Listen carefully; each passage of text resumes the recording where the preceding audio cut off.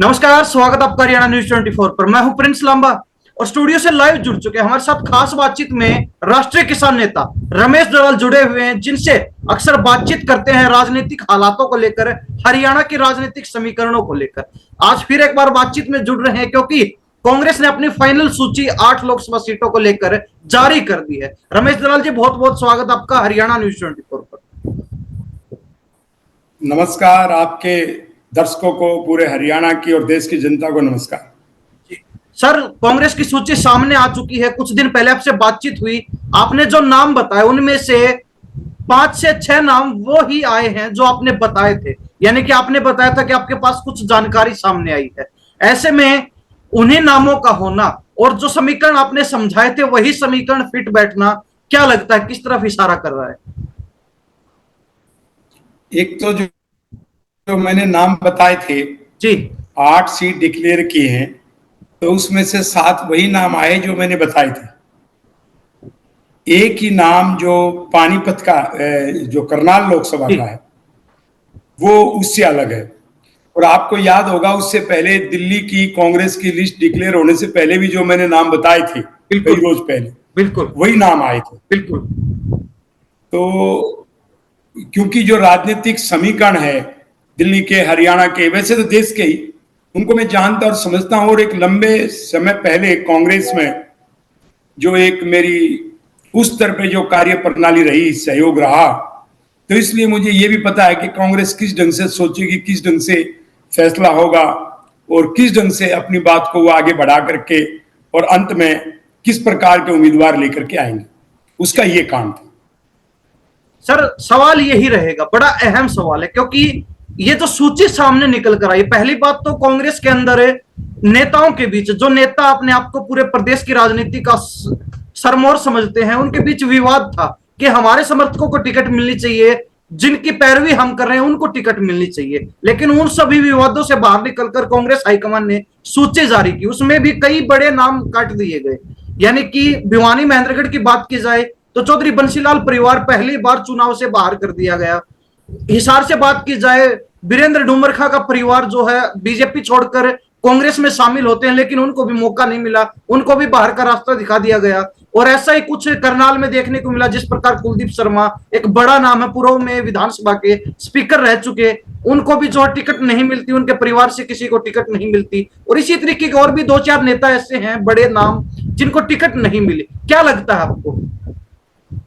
देखिए, जो आप ये बता रहे हैं, इसमें 2 अलग अलग दृष्टिकोण से आपको समझना होगा और हरियाणा की जनता को हमें बताना होगा। थोड़ा सा नीचे।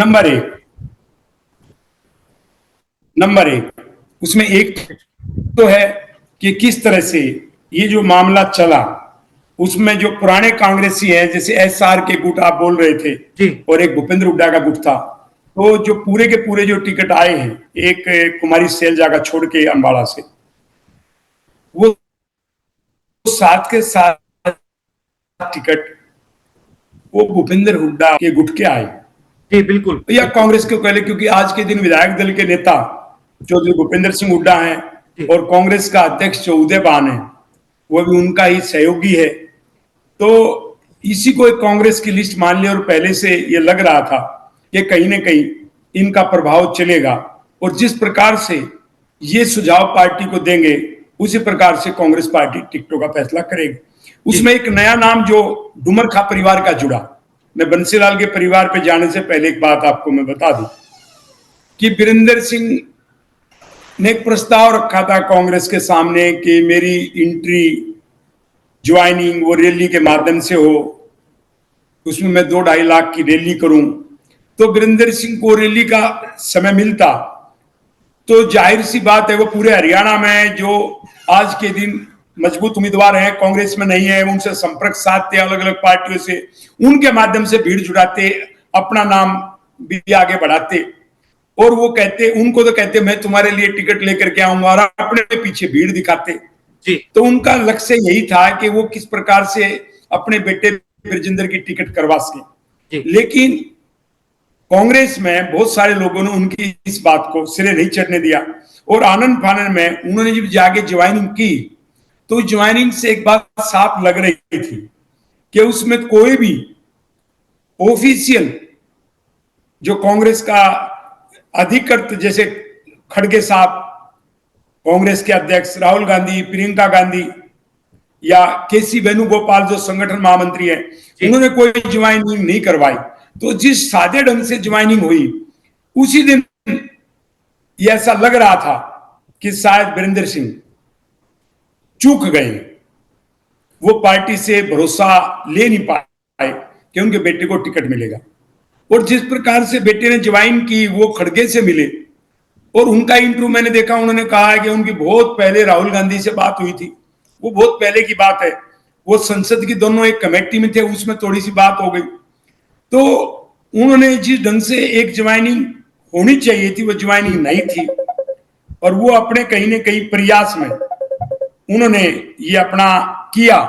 तो उससे आप ये समझ सकते हैं कि शायद भविष्य में उनको लगेगा, ब्रजेंद्र को और वीरेंद्र सिंह को, कि उनका जो प्रभाव था वो प्रभाव के मुताबिक उन्होंने जल्दबाजी में ज्वाइनिंग की, और उसका परिणाम ये निकला कि जो जयप्रकाश है, जयप्रकाश क्योंकि पहले उपचुनाव आदमपुर से लड़ चुके थे विधानसभा का, और जयप्रकाश पहले से पार्टी में काम कर रहे थे, सांसद भी रह चुके, बहुत ही नजदीक, सांसद भी रह चुके पूर्व में।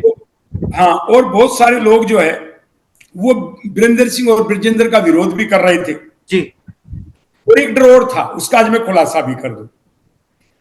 इसलिए भी जयप्रकाश को टिकट मिला होगा। एक कारण ये भी रहा होगा कि जो कुरुक्षेत्र से अभय चौटाला जी लड़ रहे हैं, वहां पर एक जो हल्का है वो जेपी का अपना घर है, गांव है, जहां से वो विधानसभा में वैसे भी चुन के पहुंच गए, कलायत है, बिल्कुल कलायत है।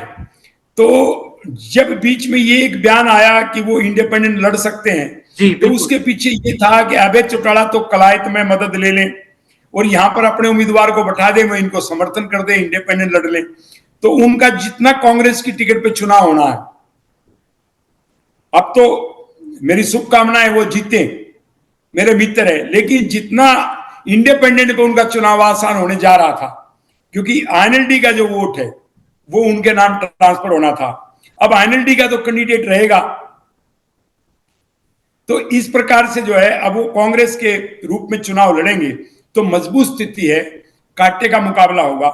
लेकिन यदि इंडिपेंडेंट लड़ते और दूसरा कोई कांग्रेस का उम्मीदवार आता, तो उसमें मेरे आकलन के अनुसार उनका और बेहतर चुनाव वो बनता था, और शायद पार्टी ने शायद इसी कहीं ना कहीं जो एक कैलकुलेशन की होगी कि उनकी एक सीट कभी गिरने जाए और इंडिपेंडेंट का चुनाव न बन जाए जयप्रकाश का, यानी बगावत का डर था, बगावत का डर था कहीं ना कहीं, बगावत का डर था। और ये भी था कभी वो सीट वैसे नहीं निकलाए, क्योंकि उसकी संभावना जो मैंने बताई, कुरुक्षेत्र से अभय चौटाला का लड़ना और हिसार से जो है ना उसकी पार्टी का परिवार का कैंडिडेट होना, जिनको समझा के वो बैठा देते, तो उन समीकरणों का भी एक असर पड़ा।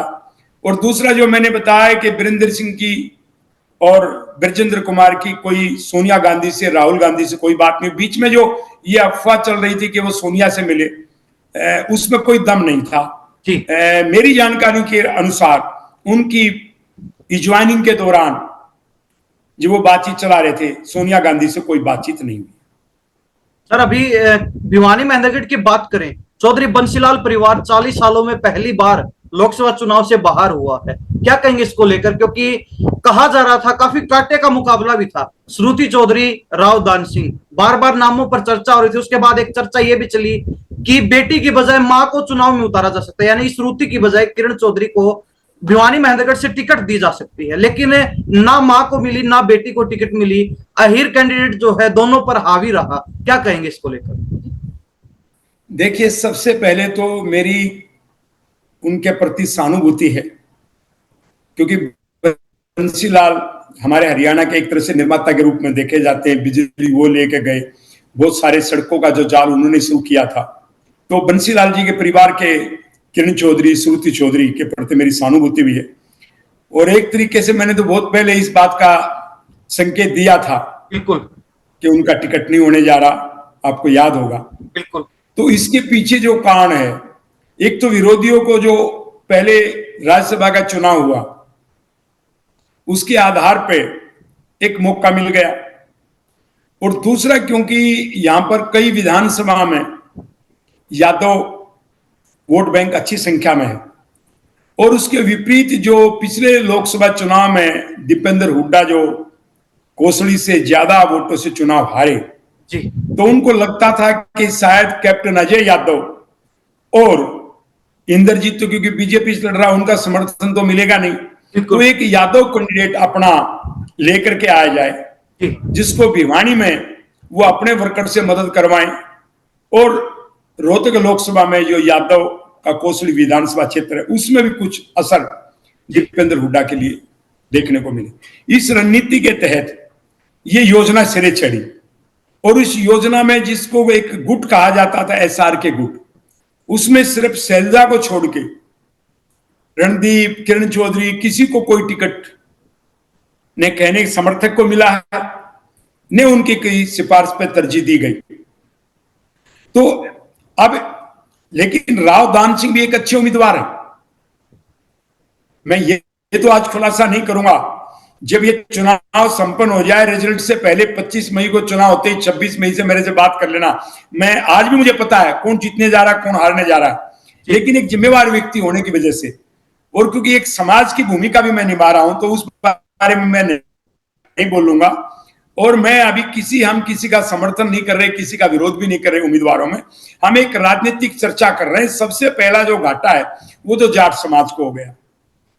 सर एक सवाल रहेगा बीच में मेरा। भजनलाल परिवार, बंसीलाल परिवार और सर छोटूराम परिवार, तीनों के तीनों यहाँ पर हाशिए पे चले गए। बिल्कुल, भजनलाल परिवार, बंसीलाल परिवार और भजनलाल और सर छोटूराम परिवार हाशिए पे चले गए। लेकिन एक बात जिसको सबको देखना है और मुझे बहुत सुबह से पीड़ा है जी, जाट समाज जो सभी बिरादरियों को साथ लेके चलता है। आपने देखा जब अभी मैं रमेश दलाल जब आंदोलन कर रहा था तो अध्यक्षता भी नॉन जाट कर रहे थे, तो जाट हमेशा दूसरे समाज को आगे लेके चल रहा है।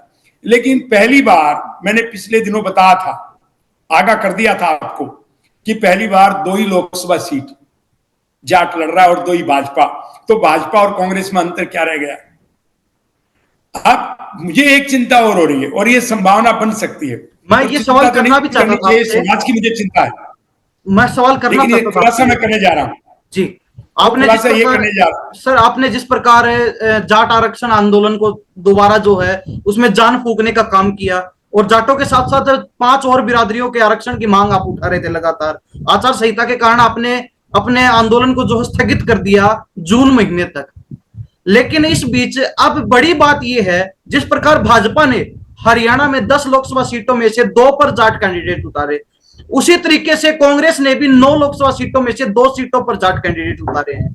यानी कि 1-2 सीट पर और हो सकते थे, जैसे कि पहले के चुनावी इतिहास को उठाया जाए तो उसमें 4 से 5 यानी कि आधे के लगभग अक्सर होते थे जाट प्रत्याशी कांग्रेस की तरफ से। लेकिन इस बार वो स्थिति बदली नजर आ रही है, उसका कुछ प्रभाव पड़ेगा आपको लगता है? क्या स्थिति है? देखिए, भारतीय जनता पार्टी ने जिस प्रकार से 2 ही जाट दिए और जाटों को हमेशा हाशिए पर रखा गया है, बिल्कुल ये जाटों का उनके प्रति एक गुस्से का कारण ये भी है। किसान आंदोलन से, हाँ, किसान आंदोलन से ज्यादा गुस्सा ये भी है कि राजनीतिक रूप से दवेश की भावना से भाजपा सरकार ने जाट समाज के साथ काम किया और भी कई बिरादरियों के साथ किया। लेकिन अभी एक बात और मुझे लगती है, जो गुड़गांव की सीट पेंडिंग है वहां पर राज बब्बर के लिए टिकट मांग रहे हैं, क्योंकि यादव समाज से एक टिकट भिवानी में हो भी गया, लेकिन अभी भी अजय यादव प्रयासरत है और उनकी रिश्तेदारी लालू प्रसाद यादव से, इसलिए वो सीट होल्ड पे है। एक संभावना यह भी हो सकती है कि 9वीं जो सीट पेंडिंग है वो कैप्टन अजय यादव को मिल सकती है, और जिनकी हरियाणा में वोट प्रतिशत 6% है वो तो कांग्रेस की टिकट पे 2 लोकसभा चुनाव लड़ेंगे, ऐसी संभावना बन गई है बिल्कुल। और जो 30% है जाट वो भी 2 लड़ेंगे, जबकि 5 कैंडिडेट जाट चुनाव लड़ते रहे बिल्कुल। और पिछली चुनाव में कांग्रेस की तरफ से 4 जाट कैंडिडेट थे, जहां हिसार का कुलदीप बिश्नोई लड़ रहा था, उसको जाट, क्योंकि बिश्नोई जाट में से हम आरक्षण मांग रहे, उसको जाट में माने तो 5 जाट लड़ रहे थे, और यदि आप उसको नॉन जाट में भी माने तो कुरुक्षेत्र से निर्मल सिंह, सोनीपत से भूपेंद्र हुड्डा, भिवानी से श्रुति चौधरी और रोहतक से दीपेंद्र हुड्डा, तो 4 जाट जो है वो कांग्रेस से चुनाव लड़ रहे थे। तो ये एक, मैं तो इस जगह पहुंचता तो फिर दीपेंद्र हुड्डा और जयप्रकाश की बजाय यदि जाट समाज को इतना ही त्याग करना था तो शायद ये भी कर सकते थे कि एक बार बीजेपी को उखाड़ने के लिए 10 के 10 कैंडिडेट नॉन जाट दे दो। यदि जाट का इतना ही प्रतिशत कम करना है, या तो उनका सम्मान होना चाहिए था 4 का, और 4 का नहीं हो रहा तो 2 का हो रहा है, तो फिर इतना बड़ा भी दिल होना चाहिए कि उनकी जगह दूसरी जो बिरादरी, क्योंकि अभी जो सो कॉल्ड जो बैकवर्ड कास्ट है, प्रजापत, लवार, जांगड़ा, इनमें से तो कोई आया नहीं है, सैनी भी कोई कैंडिडेट आया नहीं है।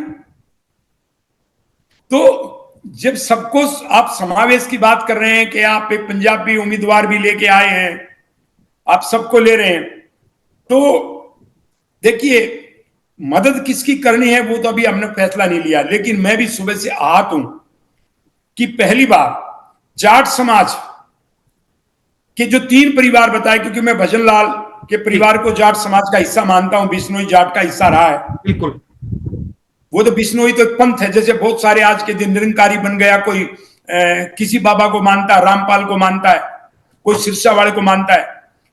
तो पहली बार जो 3 परिवार हैं वो किनारे लग गए, तो हरियाणा के समझदार लोगों के लिए एक दुख की बात है। लेकिन गुस्सा इसलिए नहीं फूट रहा है क्योंकि भाजपा से भी हम लोग निराश हैं। भाजपा ने जो जाट आरक्षण में झूठी फैलाई, झूठे मुकदमे दर्ज करवाए, समाज को जो नीचा दिखाया, उसके बाद फिर किसान आंदोलन में जिस प्रकार से भूमिका रही केंद्र की और हरियाणा की भाजपा सरकार की, तो उससे किसान वर्ग और 6 जातियां जिनके हम आरक्षण मांग रहे थे वो नाराज तो है, लेकिन नाराज होके जाए कहां। और लगता है कि कांग्रेस ने शायद ये मान लिया कि इनकी तो मजबूरी है,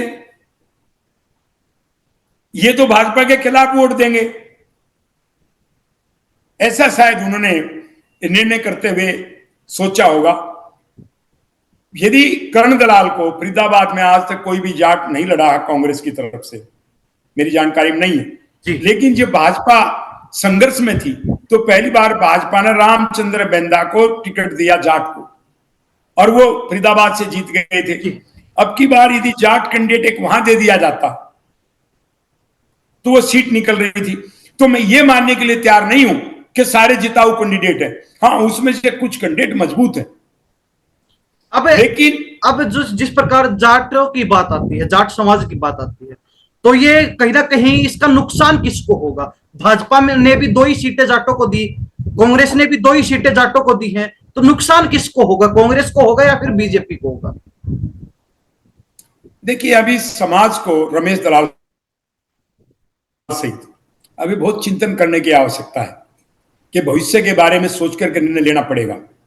तो मैं अभी कुछ भी बोल दूंगा तो उसका जो अर्थ है वो बहुत दूर तक जाएगा, और मैं बहुत जिम्मेवारी के साथ उस बात को अभी लेकिन ये शांत रहना चाहता हूं। लेकिन एक बात है कि नाराजगी बढ़ेगी, एक बात तय है कि रीजनल पार्टियों को स्पेस मिलेगा, रीजनल पार्टियों की वोट की संख्या थोड़ी सी बढ़ेगी जी। मैं ये नहीं कह रहा कि सभी उधर चले जाएंगे, लेकिन कुछ संख्या तो बढ़ेगी, ठीक है। अब उसमें सबसे बड़ा जो लाभ मिलता हुआ दिखाई दे रहा है वो आईएनएलडी जेजेपी में से किसी को एक को मिलेगा। तो जेजेपी से भी लोगों का गुस्सा है, वर्तमान में तो गुस्सा है, तो आईएनएलडी को उसका थोड़ा सा आंशिक रूप से लाभ मिल सकता है। लेकिन अभी तो समाज, सुबह से मेरे पास आज सैकड़ों फोन आए बहुत प्रमुख लोगों के, क्या करना है, 2 ही टिकट मिले, ये तो बहुत बुरा हो रहा है, आपको बोलना चाहिए। तो अभी हम सब प्रक्रिया में है कि क्या करें क्या नहीं करें, क्योंकि देश को भी देखना होगा, किसान को भी देखना होगा, जाट समाज को भी देखना होगा। और जाट आरक्षण की जहां हम बात कर रहे थे तो एक दुख तो ये पहुंचा है कि जो 20% हमें जो मिला हक 30% की बजाय, तो कौन पार्टी जाट के लिए सोचने वाली है, ये भी एक चिंता की बात है। भाजपा तो पहले ही हमारे साथ गलत कर रही थी। अब कांग्रेस ने जो अपने घोषणा पत्र में कहा है वो ये तो कह रहे हैं हम ओबीसी का आरक्षण बढ़ाएंगे जी, जाट का बढ़ाने की बात तो नहीं कर रहे। और ऊपर से जाट का जो राजनीतिक प्रतिनिधित्व था देश की सबसे बड़ी पंचायत में वो भी कम कर दिया है, वो भी कम हो गया। कांग्रेस पार्टी में तो कम हुआ। तो हालात बहुत बुरे हैं। तो इस पे तो ढंग से सोचना पड़ेगा, बहुत सोच के निर्णय लेना पड़ेगा कि कांग्रेस की तरफ समाज जाए या क्षेत्रीय पार्टियों की तरफ जाए। कम से कम भाजपा की तरफ तो नहीं जाएंगे। लेकिन भाजपा को एक अवसर अवश्य मिलने जा रहा है। जो पहले कमजोर बहुत पड़ी थी, आपने देखा गांव गांव में विरोध हो रहा था, एक जबरदस्त माहौल भाजपा के खिलाफ चल रहा था, कांग्रेस के पक्ष में जी, माहौल था। लेकिन अब वो कांग्रेस के पक्ष में जो माहौल है जी, उसमें थोड़ा सा फर्क पड़ा है। तो लेकिन अभी चुनाव बहुत दूर है, अभी तो नामांकन भी शुरू नहीं हुए हैं। हो सकता है कोई उम्मीदवार बदल जाए, हो सकता है कुछ और कहानी आ जाए। अभी गुड़गांव से कौन उम्मीदवार आएगा, और जो पूरा ये बिसात चुनाव की बिछ जाएगी। तो मैं समझता हूं कि समाज के अग्रणी लोगों से समाज के हित में बात जरूर की जाएगी। दो बातों के लिए रमेश दलाल तो कम से कम समझौता नहीं कर सकता। सर एक बड़ा किसान का मामला, मैं यहां एक बात आपका समय लूंगा। एक किसान का मामला, आपको पता है सभी सरकारों के समय रमेश दलाल ने लड़ाई लड़के और किसानों के मुआवजा बढ़वाया। और दूसरा, चाहे जमीन अधिग्रहण का मामला हो, चाहे दूसरे उनके मामले हो किसानों के। और दूसरा, जो जाट समाज में आज 38% युवाओं की शादियां नहीं हो रही है क्योंकि नौकरी नहीं है, जमीन की जोत छोटी हो गई। तो ऐसा विकट समस्या है कि हम एक जल्दबाजी में कुछ नहीं सोच सकते, कर सकते। लेकिन आज एक जरूर है कि जो कांग्रेस की जो नई सूची आई है, जिसको सामाजिक समरसता की बात कहा जा रहा है, सामाजिक समरसता में एक अब देखना यह है कि कितना क्या कौन प्रभाव डाले पाएंगे। एक राजपूत का भी नाम चल रहा था, फिर राजपूत तो पंचायत कर रहे थे भाजपा के खिलाफ। फिर क्या किसी राजपूत भाई कोई, वो किसान तो थे, आंदोलन में तो थे, उनमें से एक वर्ग राजपूत भाई में से भी किसी को देना चाहिए था। रोड के लिए हम आरक्षण मांग रहे थे, रोड को क्यों नहीं दिया? जी, तो रोड को भी छोड़ दिया, बिश्नोई को भी छोड़ दिया, त्यागी को भी छोड़ दिया, सिख जाट को भी छोड़ दिया, मूले जाट को भी छोड़ दिया, जी, राजपूत को भी छोड़ दिया। तो ये चिंतन करने की बात है। तो आगे देखते इस पे क्या होगा। आपका जो प्रश्न है और आप पूछ सकते हैं। सर अब बड़ी बात यह है, जिस प्रकार किरण चौधरी, जिस प्रकार वीरेंद्र डूमर खा, इनको जो है टिकट नहीं मिल पाई, इनको मौका नहीं मिला लोकसभा चुनाव लड़ने का।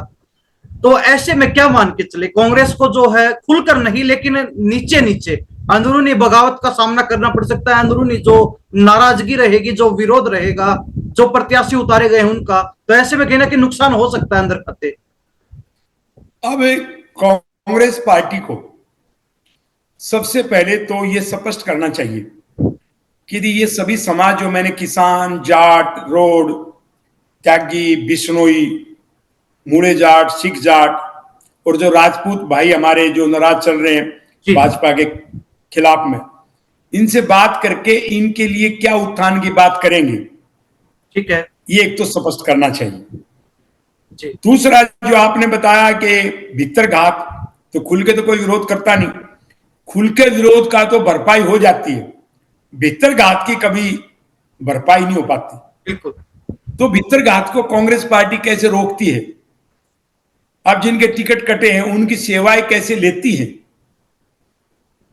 और कैसे ये टिकट बंटने के बाद जो एक आग सुलग गई है, उस आग को कैसे फायर ब्रिगेड बनके कांग्रेस नेतृत्व उसको बुझाता है, ये उस बात पर भी बहुत कुछ निर्भर करेगा।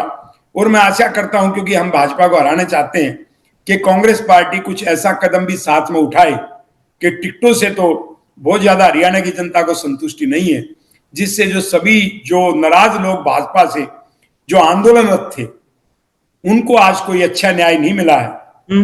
और ये बड़े परिवारों की भी बात आपने बताई, इनके लिए कांग्रेस की क्या मंशा है भविष्य में, वो तो स्पष्ट करें। क्योंकि अभी आपने देखा कि जो हमारे भाई राजकुमार सैनी जो बात बोल रहे थे वही बात आज के दिन अब कांग्रेस भी बोल रही है कि हम सर्वे करवाएंगे और उसके आधार पे पिछड़े वर्ग का आरक्षण बढ़ाएंगे। पिछड़े वर्ग का आरक्षण बढ़ाने का अवसर मिलता है तो अच्छी बात है, उनका कानून के अनुसार बनता है, लेकिन हमारा तो बनता है। और मैं भाजपा से भी आज एक आपके माध्यम से एक बात कर रहा हूं, मैं प्रधानमंत्री को एक जोरदार चिट्ठी समाज की तरफ से लिखने जा रहा हूं। कल प्रधानमंत्री ने अभी उत्तर प्रदेश में आजकल में ही उसने कहा है पिछड़ों को खतरा है, आपके आरक्षण को अल्पसंख्यक को देना चाहते हैं, यानी मुसलमानों की तरफ इशारा कर रहे थे। और जाट का भी नाम लिया, गुज्जर का भी नाम लिया उत्तर प्रदेश की जनसभा में जी। तो राज्य राज्य में सिर्फ जो ना जाटों को आरक्षण दे रखा, कुछ राज्य में, केंद्र में दिया ही नहीं। हरियाणा में राज्य में भी नहीं है, केंद्र में भी नहीं है जी। तो प्रधानमंत्री भी और कांग्रेस भी आज के दिन तो सिर्फ किसानों की और जो ये पिछड़े वर्ग है, जाट हो गए या जो पिछड़े वर्ग में शामिल होने के लिए आंदोलनरत है, जिनका हक बनता है, बिश्नोई हो गए, रोड हो गए, त्यागी, मूड़े जाट, सिख जाट, इनके वोट तो लेना चाह रहे हैं, इनके लिए कुछ करना नहीं चाह रहे। और हमारा लक्ष्य है कि जब तक आरक्षण नहीं मिलेगा इन 6 जातियों का, तब तक न किसान मजबूत होगा और न ही समाज में एकरूपता पहले की तरह दोबारा आएगी जी। सर, एक आखिरी सवाल रहेगा, जिस प्रकार कांग्रेस ने 8 लोकसभा प्रत्याशी उतार दिए, एक सीट पर अभी विचार विमर्श चल रहा है, गुरुग्राम सीट पर, तो 8 प्रत्याशियों को देखते हुए क्या लगता है, क्या वास्तव में ही कांग्रेस हरियाणा प्रदेश में भाजपा को टक्कर देने में सक्षम है? जो सूची में नाम देखने को मिले हैं उस हिसाब से क्या लगता है आपको? देखिए, भाजपा के खिलाफ भी लोगों का आक्रोश है। आपने किस प्रकार से उनके उम्मीदवारों का विरोध हो रहा था, तो भाजपा भी कोई अच्छी स्थिति में नहीं है जी। और बहुत सारे लोग कह सकते हैं कि ये उम्मीदवार बहुत मजबूत आए हैं, तो मैं समझता हूं कि आज भी शायद जनता ही चुनाव लड़ेगी। अब जनता को तय करना पड़ेगा कि वो भाजपा को उखाड़ना चाहते हैं या नहीं। तो जनता जो आंदोलनरत है उनके लिए तो कुछ रास्ते अभी भी कठिन है। तो मैं समझता हूं अभी बहुत जल्दबाजी होगी ये सब कुछ कहना।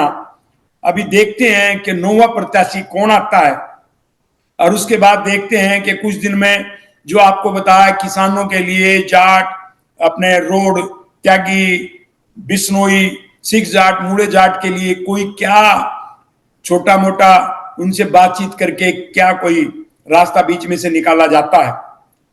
और या ये बात सही है कि भी आज के दिन हम सब भाजपा से नाराज बैठे हैं, भाजपा में तो कोई भी नहीं जाना चाहेगा, लेकिन एक बात है कि इससे कोई आशा किसानों के मन में या जो 6 जातियों का मैंने बताया इनके मन में आशा जगी हो, ऐसी बात नहीं। सर, एक सवाल भाजपा को लेकर रहेगा, हालांकि ये सवाल कांग्रेस से जुड़ा हुआ है, क्योंकि कांग्रेस की सूची आने के बाद एक बार फिर जो है चर्चाएं जोर पकड़ चुकी हैं कि बीजेपी हिसार लोकसभा से अपना प्रत्याशी बदल सकती है। वहां पर जो है कुलदीप बिश्नोई यानी कि भजनलाल परिवार को मौका दिया जा सकता है, टिकट बदल सकती है। कांग्रेस की सूची आने के बाद ये चर्चाएं चल रही हैं।